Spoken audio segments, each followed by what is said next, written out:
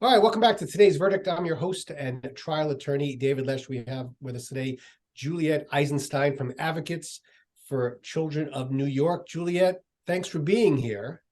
Thank you for having me. So we're going to be talking about one of my favorite subjects as I was growing up, and that's the Regents exam. Full disclosure, I grew up in a New York City public school system, District 26, and every year from eighth grade on, I had a Regents exam. And I had the Barron's book. Brings back some really scary memories for me because that's one big test that you had to learn to take when you were only, I don't know, 12 years old. But anyway, it's not always such a great thing, the Regents exam. And today we're going to talk to you, Juliet, a little bit about the exam and as it exists today and what your thoughts are about the exam. So the floor is yours. Well, thank you again for having me. It's a pleasure to be here. And yeah, as I mentioned, I did not grow up in New York, but I've taught in New York City high schools in the Bronx. And, something I've seen both directly through teaching and now through my work representing students in the system is that these high stakes exams are directly correlated to dropout rates and actually don't do a great job of preparing kids for life after high school. Now, are these kids are they nervous? Is that why they don't take the test? Are they just not prepared? Is it that they don't take the test? And the last one is, and that has a corollary to not being prepared.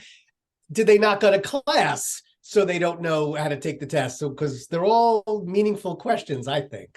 Yeah, no, I think those are all great questions. And I think that is a lot of the critiques we hear when we advocate for, either getting rid of Regents or removing them from exit requirements. And what we've seen, I particularly work with a lot of students who are English language learners and students with disabilities. And especially during the past 3 years of the pandemic, students, learners, they have different ways of showing that they've mastered standards, and they also have different ways of taking in information. And the Regents exams are not really an all-encompassing, comprehensive way that students can demonstrate that they've mastered material.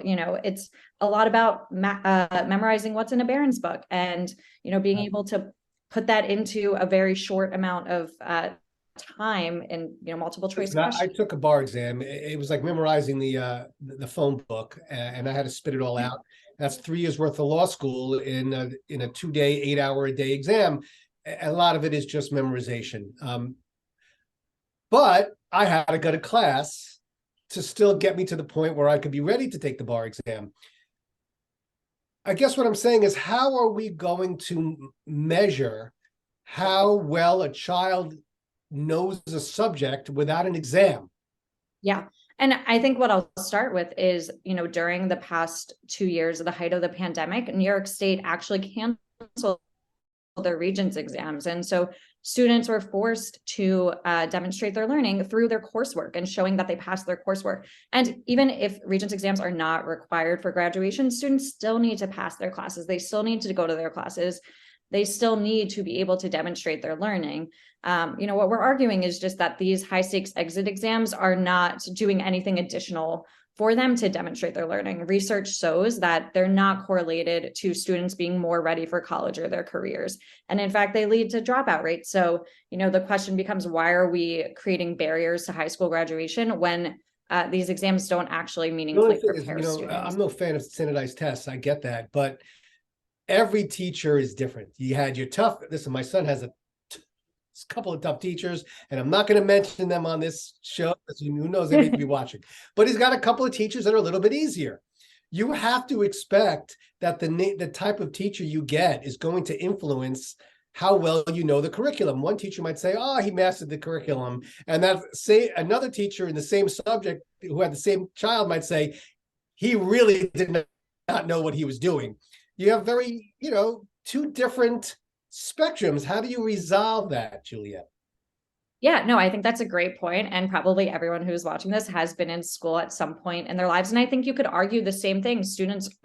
Teachers are not, necessarily equally preparing students for Regents exams as well. But I think that there are a wide array of other tools that we can use to assess students. So there are certain schools in New York City that are performance-based assessment schools. So they require portfolios for students to create in order to demonstrate their learning.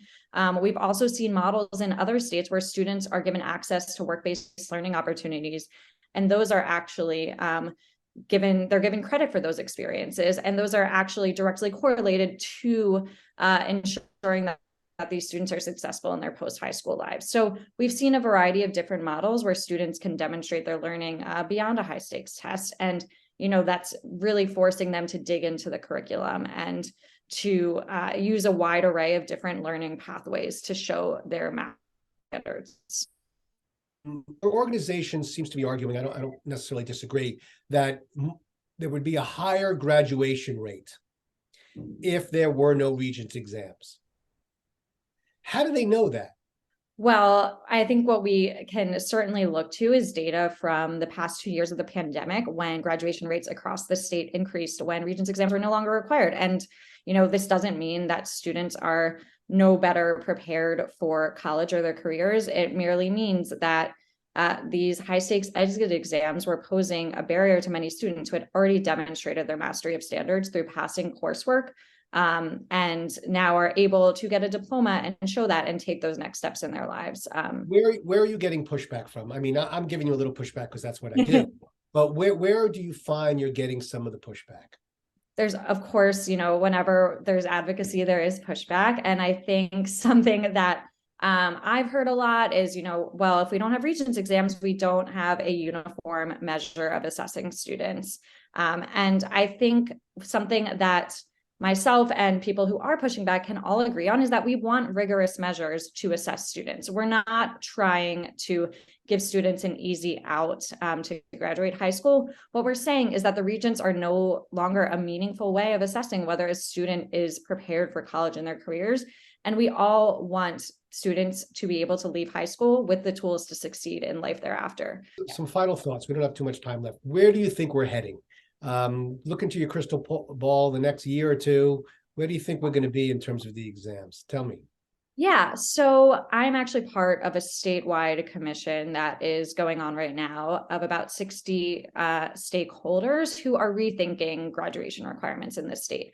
And so by next fall of 2023, I think we will have some, very concrete recommendations for what graduation requirements can look like moving forward. But I think, the thing that I would advocate for most strongly is that we do not require Regents exams in order to high school. I mean that there isn't some sort of assessment throughout students' time in high school as such is needed to meet some federal law requirements, but that we're ensuring that what students are required to do in order to graduate high school is actually a meaningful standards that are giving them the real world skills they need for college and their careers. That might be portfolios, that might be internships.